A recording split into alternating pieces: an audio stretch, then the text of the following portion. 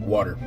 For my research project, I started learning about why, how to provide clean water to all people across the world. And I decided to make a TikTok about it. But the problem is, I don't like hearing my own voice on video, so we're going to get this done quick. So yeah, water. A common question that is asked is, why doesn't everybody have access to clean water? Historically, there's never actually been a time when everybody's had access to clean water. The resources as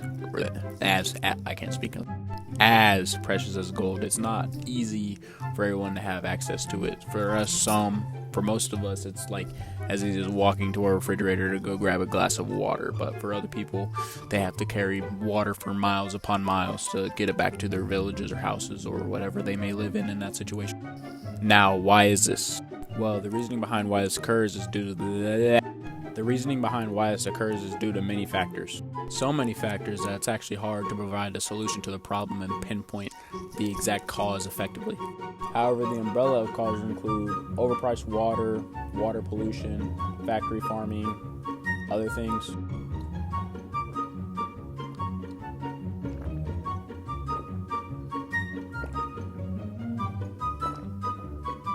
Yeah. So what does it mean for you? Nothing really, unless you're struggling with access to water, but for other people it's actually very detrimental. As I previously mentioned, people have to carry water for miles just to access it. Either that or they have to go to wells or they have to filter it themselves. Overall, it's just not good. There are even some places in Africa that have to go 2 to almost 3 days on end without water, and this happens every 6 out of 10 days. So yes, you may already know, this is bad, but how bad is it? Well, the human body can only go up to a little bit over 3 days without water. Well, you may ask, Ray, what happens after you reach this point? What follows after 3 days without water and dehydration is excruciatingly painful. Dying of dehydration isn't fun, seeing as even if your lungs continue to function, your body will settle into a vegetative state. Doing that until your body just overall shuts down and you die. What's horrifying is that billions struggle with this on the daily, and it's not being catered to at the moment. Now, how can we solve this issue? First, we have to cut down on factory farming. Now, why is factory farming a problem? Long story short, factory farming causes a lot of extra fertilizer to enter the environment. With all this extra fertilizer and nutrients introduced into the environment, it causes an overrun of algae and different plants taking up the water.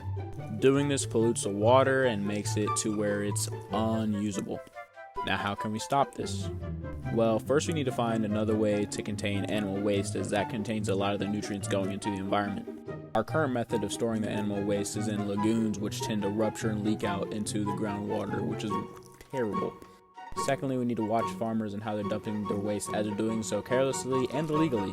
A lot of farmers will take their animal waste and scatter it across the environment or in big bodies of water, which are both illegal. As they do so knowingly, the only way to stop this is to start cracking down on it.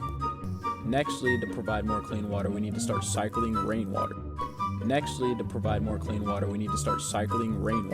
Rainwater harvesting systems are an excellent form of clean water. They're great because they can collect groundwater and cycle water that is falling from the sky, which is great to be utilized because we're not doing it very much at the moment. Building multiple sources of fresh water is the quickest way to solve the problem we are having right now. Where do we start? Solving this issue will need a world effort and a lot of government involvement. People need to change their water usage habits. Careless use of water takes away from our overall water source. In addition to this, the government needs to get involved and start making efforts to make more clean water available to everyone. Overall, universal access to clean water will be very beneficial. From avoided deaths alone, it will cause $18.5 billion in economic return. Not just one time, but every single year that everyone has access to clean and sanitary water.